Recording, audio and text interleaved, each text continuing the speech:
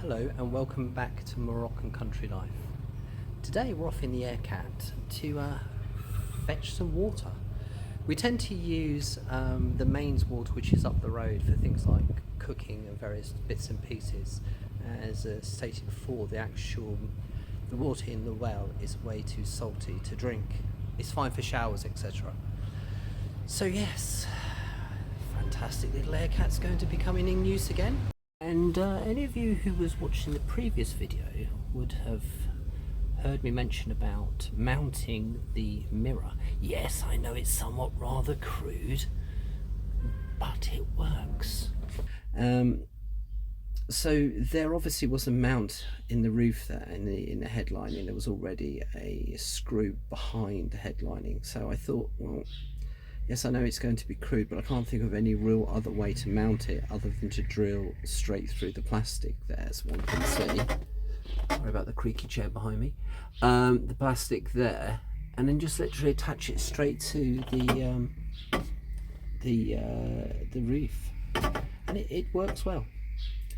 Yes, as you can hear, sitting on the old bench sheets, they tend to creak.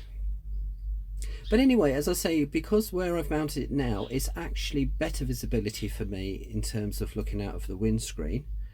And I can actually see further up the road from behind than I could when it was mounted lower down. So it's been a win all around. So I'm pretty happy with that bodge. I haven't got round yet to fit in the... I think it's quite apparent from in here the gap that we're actually talking about in terms of letting the light in. Now, as stated previously, I think it's this hinge. There are these little hexagonal screws, call them whatever you may. There's these little screws here which I have adjusted and loosened them and moved this hinge over as far as it possibly will go, but unfortunately it still leaves a massive gap, so that needs further investigation. One of the other things I just discovered last night, I accidentally left my lights on, the side lights, and the one here on the left doesn't appear to be working. It may just simply be a bad earth, or the bulb has gone. So yes, in the next video it's going to be a basic DIY to show you how to replace and clean up the contacts of a bulb. And the little courtesy light there doesn't appear to work. I imagine to put it on continuously or constantly you'd have to rotate it, but it doesn't operate. So it could be something as simple as a bulb has gone. Now, what I will be doing, again, the purists are going to be screaming, I am debating whether to change the interior lighting to LEDs.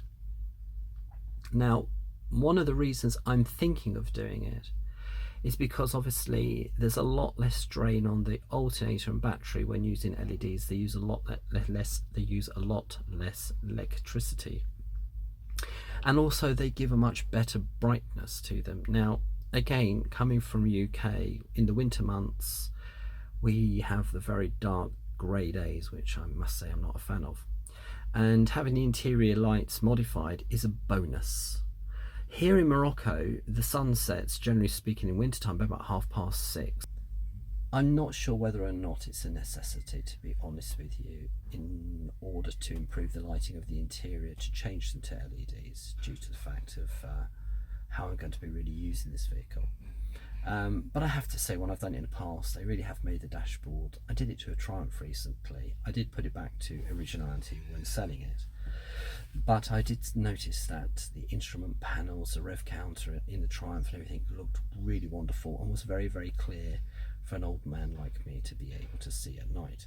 So yeah, if I do change plans, and I do intend to use this vehicle a lot more in the evening, I think I may upgrade to LEDs. Again, I'll let you know, keep you informed about that decision.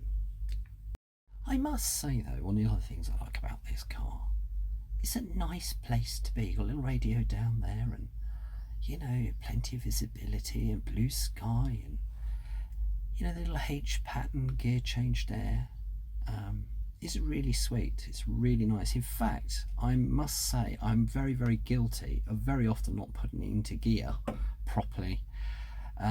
It's such a nice gear change. I think I'm a little bit too gentle with it and fail to always select the gear. One complaint I do have is the clutch pedal seems a little bit stiff. I've got a bit of a jippy knee, and unfortunately when I go through heavy traffic, after a while my knee starts to hurt holding the clutch up and down, and I notice using the clutch I can see the brake pedal slightly moves as well. So I don't know if it's the clutch is becoming old, the pressure plates are becoming old, or the cables become dry, or what it is. Again, that's another investigational job to do in the future. I will be having a look to see if that can be improved without the need of changing a clutch. The other thing that I don't have in this car are rear seat belts.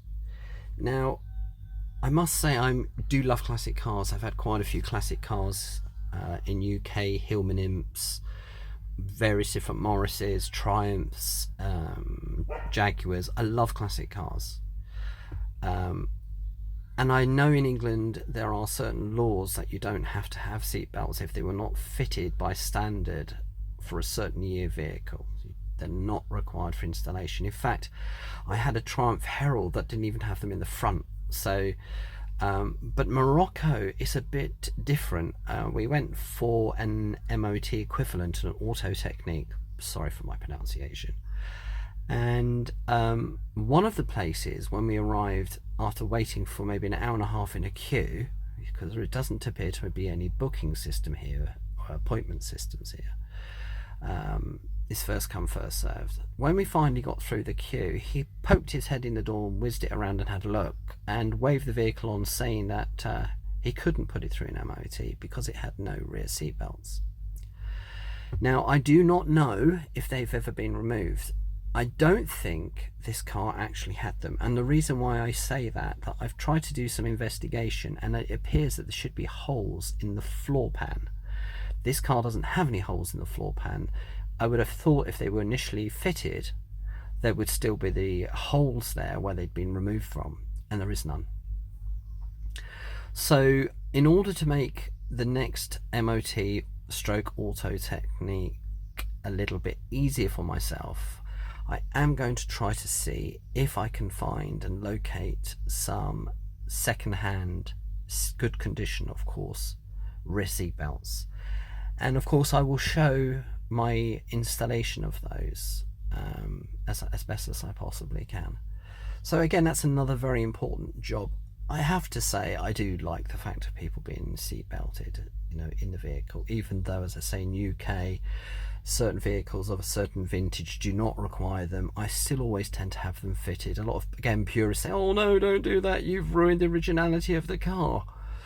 Well, unfortunately, early cars didn't have airbags or really many safety features whatsoever at all. And of course the speed of traffic today is a lot faster, so you tend to be driving a classic car a lot quicker than perhaps it was initially intended for, just in order to stop annoying other users on the road. I felt perhaps because of the extra speed that I was doing, although I'm definitely not no Sterling Moss. Sterling Moss? The youngsters saying, who's Sterling Moss? Yes, I know, I show my age, but never mind. Don't tell everybody that I knew Sterling Moss. I actually met Sterling Moss. He's a lovely gentleman he was. But anyway, back to the point. The point being is I don't drive particularly that quick. I tend to enjoy the old classic cars rather than start bashing them around, you know, and really going really quick in them. So this car won't be treated any differently.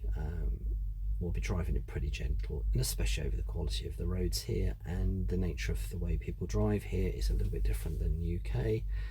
So I won't be going particularly quick. However, I feel the seatbelts here are more needed than back in good old Blighty.